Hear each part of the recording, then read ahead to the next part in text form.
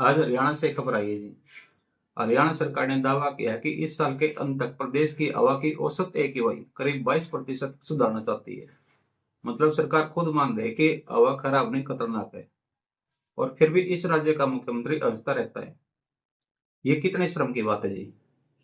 जब जनता दम घुटकर जी रही हो, तो कुर्सियों पर बैठे लोग इतने बेफिक्र कैसे हो सकते हैं। अब असली नंबर सुनिए जी। हरियाणा की हवा में PM2.5 का स्तर 163 तक पहुंच गया है, और सुरक्षित सीमा सिर्फ 15 है। मतलब सीधा है जी, हम सांस नहीं ले रहे, हम रोज अंदर जहर भर रहे हैं। और फिर हर बार वही बहाना, पराली बहुत हो गया है। पराली कुछ हफ्तों की बात होती है, ये जहर पूरे साल तक चलता है। क्योंकि सच ये है, फैक्ट्रियों का धुआं, ट्रैफिक का धुआं, सड़कों की धूल, डीजी सेट का जहर, निर्माण का कचरा, और ऊपर से प्रदूषण बोर्ड की चुप्पी, नगर निगम की लापरवाही, फॉरेस्ट डिपार्टमेंट की नाकामी, और सरकार की नींद। हर विभाग जिम्मेदार है जी, क्योंकि हवा खराब नहीं हुई, हवा को खराब होने दिया गया है। आप जिम्मेदारी साफ समझिए। प्रदूषण नियंत्रण बोर्ड कहाँ है? उसका काम है फैक्ट्रियों की जांच करना, धुएं पर कार्रवाई करना, मानक लागू करना। नगर निगम कहाँ है? उसका काम है सड़कों की धूल रोकना, कचरा जलाना बंद करवाना, शहर को साफ रखना। फॉरेस्ट डिपार्टमेंट कहाँ है? पेड़ हवा के फेफड़े होते हैं, पेड़ कट रहे हैं, हरियाली घट रही है, हवा मर रही है। उद्योग विभाग कहाँ है? डीजी सेट और धुएं पर नियंत्रण क्यों नहीं है? निर्माण विभाग कहाँ है? निर्माण की धूल हवा में क्यों उड़ रही है? ये सब विभाग एक दूसरे की तरफ देख रहे हैं, और जनता जनता उठ रही है। अब समझिए, PM 2.5 क्या है? ये वो जहर है जी जो दिखता नहीं है, लेकिन सांस के साथ सीधे अंदर तक उतर जाता है, और फिर आदमी को अंदर से तोड़ देता है। आज हालत ये है, हर घर में एलर्जी बढ़ रही है, खांसी, जलन, सांस की तकलीफ अब आम बात हो गई है। लोगों की इम्यूनिटी बहुत कमजोर पड़ती जा रही है। बच्चों में अस्थमा बढ़ रहा है, छोटे बच्चों में दिल और फेफड़ों की गंभीर बीमारियों का खतरा लगातार बढ़ रहा है। ये सिर्फ धुआं नहीं है जी, ये पूरे शरीर पर हमला है। हरियाणा की हवा अब बीमारी का रास्ता बन चुकी है।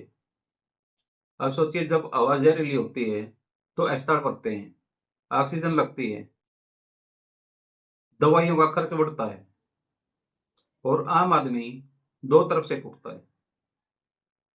एक तरफ सांस से बीमारी की वजह से, दूसरी तरफ जेब से, जब उनके हॉस्टल में जेब काट दी जाती है।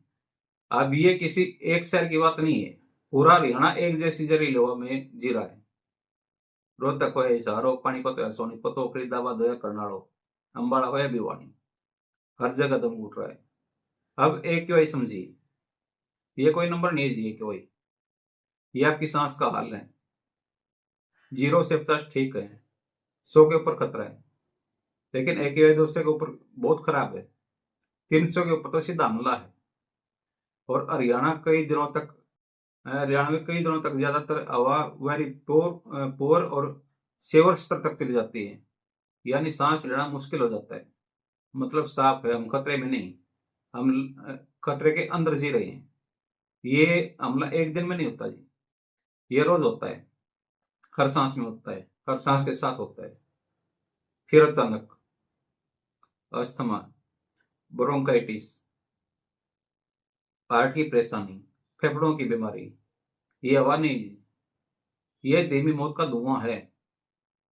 अब एक बात और समझिए जी, इसका सबसे बड़ा असर बच्चों पर पड़ता है। स्कूल जाते बच्चे दिन में 6-7 घंटे इसी हवा में सांस लेते हैं। उनके फेफड़े अभी बन रहे हैं जी,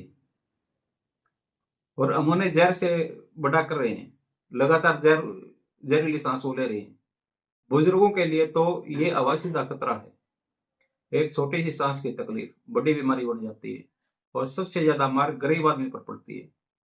अमीर के पास प्योरीफायर है, अमीर के पास तो इलाज करवाने के लिए पैसे भी हैं, गरीब के पास सिर्फ हवा थी, अब वो भी जहर कर दी गई है।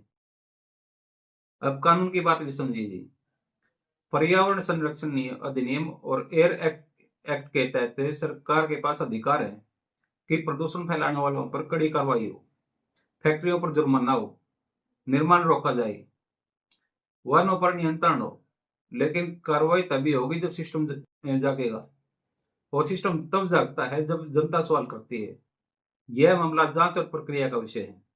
किसी व्यक्ति को दोषी ठहराना उद्देश्य नहीं है हमारा, लेकिन सिस्टम की जिम्मेदारी तय होना भी बहुत जरूरी है। अब सवाल आपसे ये है कि क्या हम अब भी चुप रहेंगे? क्या हम हर साल यही जहर पीते रहेंगे, या अब बोलेंगे बहुत हो गया जी? आप ये आवाज जरूरी लगती है तो इसे आगे बढ़ाइए, लाइक कीजिए, शेयर कीजिए, कमेंट में लिखिए आपके जिले में हवा कैसी है, उसका क्या हाल है। क्योंकि ये खबर नहीं जी, ये हरियाणा की सांस की लड़ाई है।